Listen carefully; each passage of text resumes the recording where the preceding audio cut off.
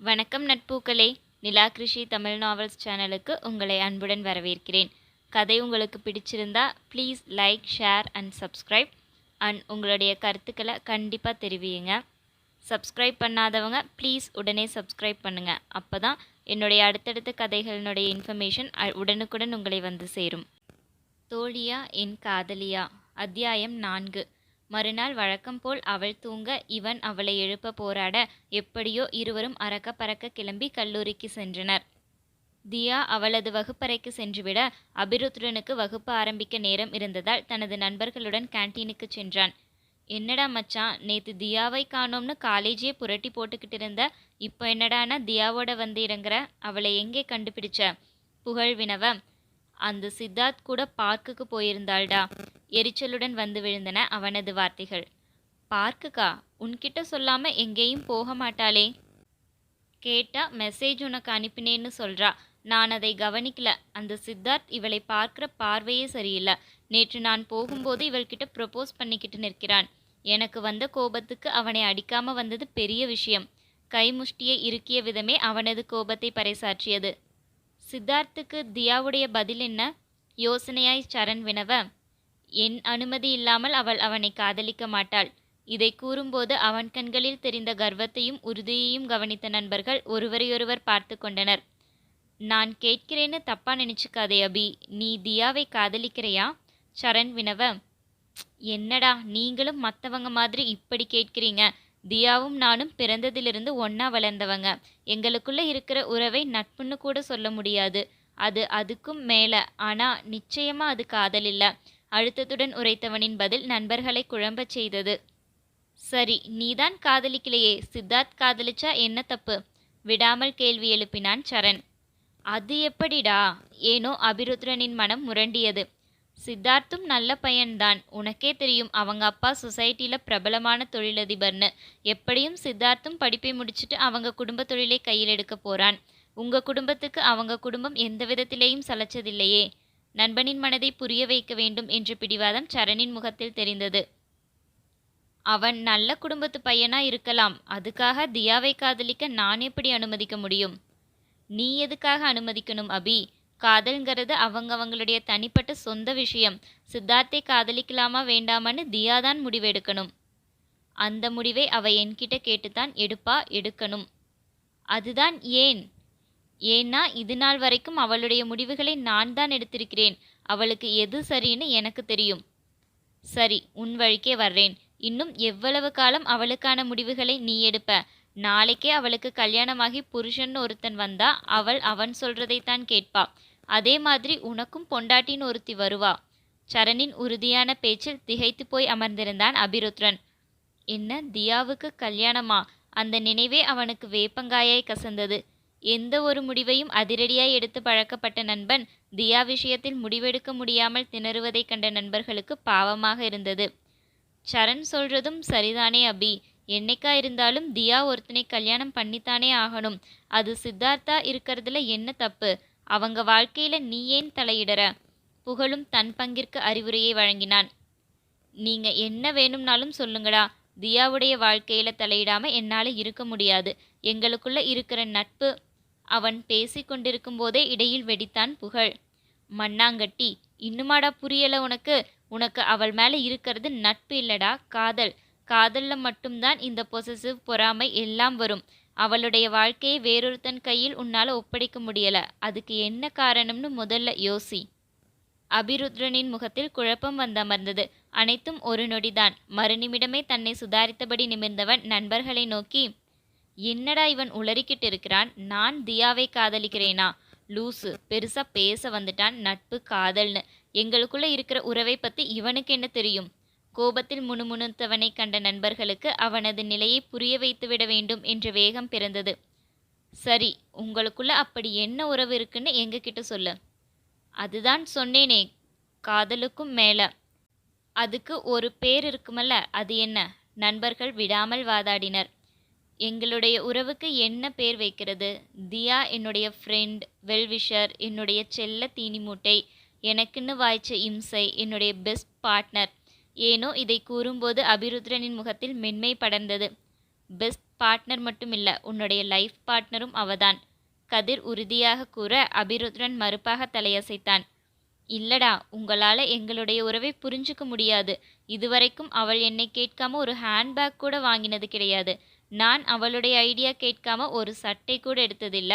இது காதல் இல்ல. அதே சமயம் அவளுடைய வாழ்க்கைக்கு எது தேவைன்னு என்னை தவிர யாருக்கும் தெரியாது.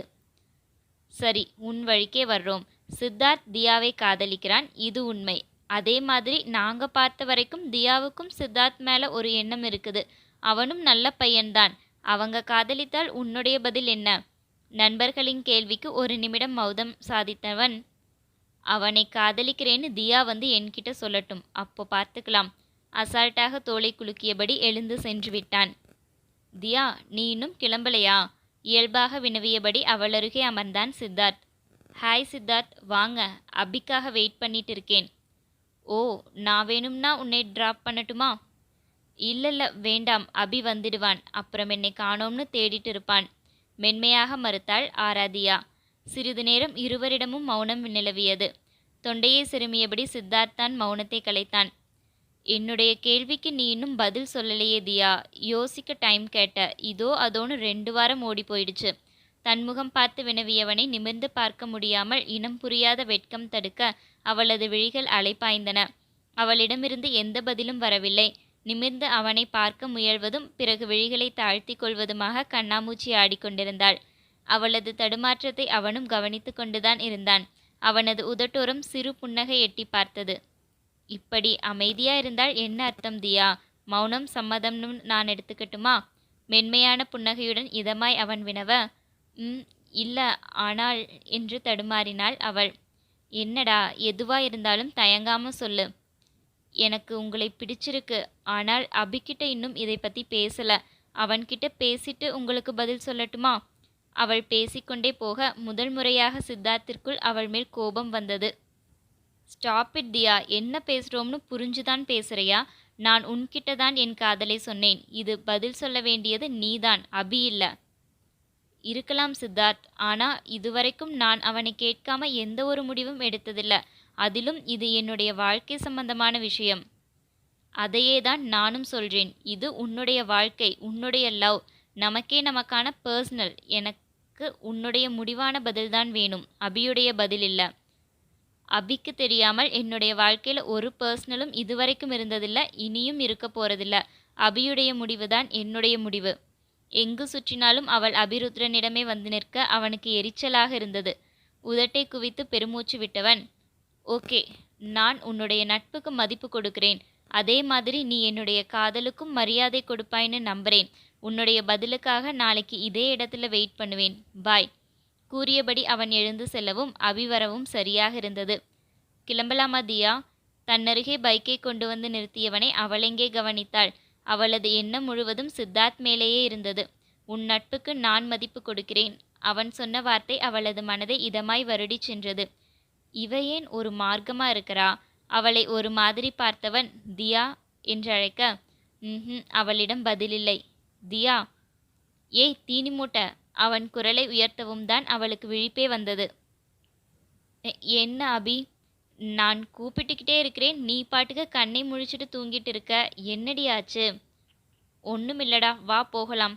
இதற்கு மேல் நின்றால் அவன் கேள்வி மேல் கேள்வியாக கேட்டு தள்ளுவான் என்று அவசர அவசரமாக பைக்கில் ஏறி அமர்ந்து கொண்டாள். என்னவோ சரியில்லை. மனதிற்குள் நினைத்தவன் வீட்டை நோக்கி வண்டியை செலுத்தினான். வீட்டிற்கு வந்த பிறகும் இரவு வரை மந்திரித்து விட்டவளைப் போல் சுற்றி கொண்டிருந்தவளை அவனும் அமைதியாக கவனித்து கொண்டுதான் இருந்தான். இது என்ன புது பழக்கம்? எதுவா இருந்தாலும் முதல்ல என்கிட்டதான் சொல்லுவா. இப்படி அவளே மண்டையை போட்டு குழப்பிக்க மாட்டாளே. ஒருவேளை சித்தார்த் விஷயமா இருக்குமோ? நேரமாக ஆக தன்னிடம் எதையும் பகிர்ந்து கொள்ளாமல் நடமாடுபவளைக் கண்டு அவனுக்கு கோபம்தான் வந்தது. சரி, எதுவா இருந்தாலும் அவளே வந்து சொல்லட்டும். அவனும் அமைதியாக தன் வேலைகளை பார்க்க ஆரம்பித்தான். தியா, இன்னொரு தோசை வேணுமா? சமையல் அறையிலிருந்து அபிருத்ரன் குரல் கொடுக்க இவள் தட்டிலிருந்த தோசையை சாப்பிடாமல் அலைந்து கொண்டிருந்தாள். அபிக்கிட்ட எப்படி இந்த விஷயத்தை சொல்றது? அவனுக்கும் சித்தார்த்துக்கும் ஏற்கனவே ஆகாது.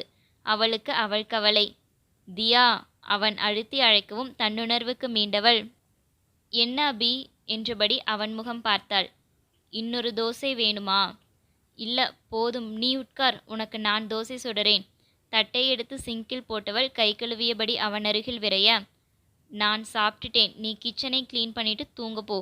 அவளிடம் உரைத்தவன் தன்னறைக்கு சென்று படுத்துவிட்டான். அனைத்து வேலைகளையும் முடித்தவள் ஒருவாறாக தைரியத்தை திரட்டியபடி அபிருத்ரனின் அறைக்குள் நுழைந்தாள். இரு கைகளையும் தலைக்கடியில் கொடுத்தவாறு மல்லாந்து விட்டத்தை வெறித்தபடி படுத்திருந்தான் அவன். அபி, அவள் அழைக்க தலையை மட்டும் திருப்பி அவளை பார்த்தவன் மீண்டும் விட்டத்தை வெறித்தான். உன்கிட்ட கொஞ்சம் பேசணும். அவனருகில் வந்து அமர்ந்தாள் அவள். அவனிடம் எந்த பதிலும் இல்லை, அசைவும் இல்லை.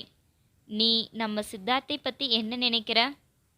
அவன் நம்ம சித்தார்த் இல்ல, வெறும் சித்தார்த் மட்டும்தான். பட்டென்று அவள் புறம் திரும்பியவனின் பதிலும் வேகமாய் வந்தது. ஆஹா, ஆரம்பமே அமர்க்களமா இருக்குதே, மனதிற்குள் நினைத்தவள்.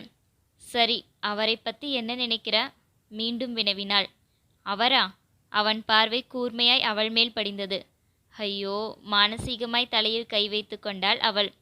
சரிடா, சித்தார்த்தை பத்தி என்ன நினைக்கிற? ஒன்றும் நினைக்கல. பதில் பட்டென்று வந்தது. அவள் மௌனம் சாதித்தாள். இப்படி பேசுபவனிடம் என்னவென்று பேசுவது? சித்தார்த் என்னை காதலிக்கிறார், எனக்கு ப்ரொப்போஸ் பண்ணினாரு, நான் உன்கிட்ட. அவள் பேசிக்கொண்டிருக்கும் போதே இடைமறித்தவன், எனக்கு அவனை பிடிக்கல, வேகமாய் உரைத்தபடி திரும்பி படுத்து கொண்டான். அவள்தான் திகைத்து விழித்தாள். அவளது காதில் என் காதலுக்கு மரியாதை கொடுப்பாய்னு நம்புறேன் என்ற சித்தார்த்தின் குரல்தான் கேட்டது. இல்ல, எடுத்து சொன்னால் அபி புரிஞ்சுக்குவான், எப்படியாவது அவனை சமாதானப்படுத்திவிட வேண்டும் என்ற எண்ணத்துடன் அவள் பேச ஆரம்பித்தாள். நான் சொல்றதை கொஞ்சம் பொறுமையா கேளு அபி. சித்தார்த் நல்ல பையன்தான். அவர் வந்து எனக்கு ப்ரொப்போஸ் பண்ணி இருக்கிறாரு. நான் எப்படி முகத்தில் அடிச்ச மாதிரி வேண்டாம்னு சொல்ல முடியும்? சட்டென்று எழுந்து அமர்ந்தவனின் கோபத்தில் அவள் வாயை மூடிக்கொண்டாள். அப்போ யார் ப்ரொப்போஸ் பண்ணினாலும் வேண்டாம்னு சொல்ல மாட்டியா? ஒரு மாதிரி குரலில் அவன் வினவ, என்னடா இப்படியெல்லாம் பேசுற?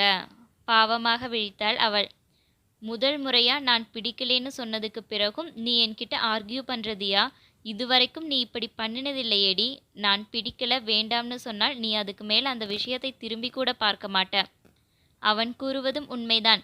அவனது முகத்தில் சிறு பிடித்தமின்மை தெரிந்தாலும் அவள் அந்த காரியத்தை செய்ய மாட்டாள். வேண்டாம் என்று அவன் ஒரு பொருளை மறுத்துவிட்டால் அவளுக்கு பிடித்திருந்தாலும் அந்த பொருளை தொட்டு கூட பார்க்க மாட்டாள். அவனது முடிவுதான் அவளது வாழ்க்கையில் அவளது விருப்பமாக இருந்து வந்தது. அவன் கூறியதில் இருந்த உண்மை உரைக்க அவள் அமைதியானாள். உனக்கு புரியுதாடி? சித்தார்த்ங்கிற பெயர் நம்ம லைஃப்ல வந்த செகண்ட்ல இருந்து உனக்கும் எனக்கும் இடையில ஒரு பிரிவு உண்டாகி இருக்கு. இதுவரைக்கும் நீ என்கிட்ட எதுக்காவது தயங்கி இருக்கிறியா? நீ வயசுக்கு வந்ததை கூட என்னமோ ப்ளீட் ஆகுதுடான்னு என்கிட்ட தான் வந்து சொன்ன. ஆனா இப்போ சித்தார்த் விஷயத்தை என்கிட்ட சொல்றதுக்கு இப்படி தயங்கிட்டு இருக்க. ஐ டோன்ட் லைக் திஸ் தியா. அவன் முகத்தில் வேதனை விரவியது. அவனது வேதனை அவளையும் பாதித்தது. அவனுடைய கண்ணாடிதான் அவள். அவன் எதை பிரதிபலிக்கிறானோ அதையேதான் இவளும் பிரதிபலிப்பாள். அவன் சிரித்தாள், இவள் சிரிப்பாள். அவனுக்கு வலித்தால் இவளுக்கும் வலிக்கும். ஆக மொத்தம் அந்த ஆடவனின் முகம் பார்த்து தன் வாழ்க்கையை நடத்தி கொள்ளும் காரிகை அவள். சாரி அபி, நீ இந்த விஷயத்தை எப்படி எடுத்துக்குவாயோங்கிற குழப்பத்துல தான் உன்கிட்ட சொல்ல தயங்கினேன். மற்றபடி இந்த விஷயத்தை மறைக்கணுங்கிற எண்ணம் எனக்கு இல்லை. நான் எப்பவும் உன்னுடைய தியாதான். உனக்கு வேண்டாம்ங்கிறது எனக்கும் வேண்டாம். நீ எதை பற்றியும் யோசிக்காம படுத்து தூங்கு. அவனது நெற்றியில் மென்மையாய் முத்தமிட்டவள் எழுந்து சென்று விட்டாள். ஏனோ அவளுடைய இந்த பதிலும் முத்தமும் அவனுக்கு இதத்தை தந்தது. நம்ம 2 பேருக்கும் இடையில இன்னொருத்தன் வர விடமாட்டேண்டி. மனதிற்குள் நினைத்து கொண்டவன் சற்று யோசித்திருக்கலாம். அவள் வாழ்க்கையில் இன்னொருவன் வந்தால் தன் மனம் ஏன் இவ்வளவு கோபப்படுகிறது, இவ்வளவு வேதனைப்படுகிறது என்று அவன் யோசித்திருக்கலாம். அவன்தான் எங்களுக்குள் இருப்பது நட்பு, காதல் இல்லை என்று முகமூடி போட்டு திரிகிறானே. அந்த முகமூடியை கழட்டி வைக்கும் சம்பவத்தை காதல் நடத்தும் போதுதான் தங்களுக்குள் இருப்பது காதல் என்பது அவன் மண்டையில் உரைக்கும். தொடரும்.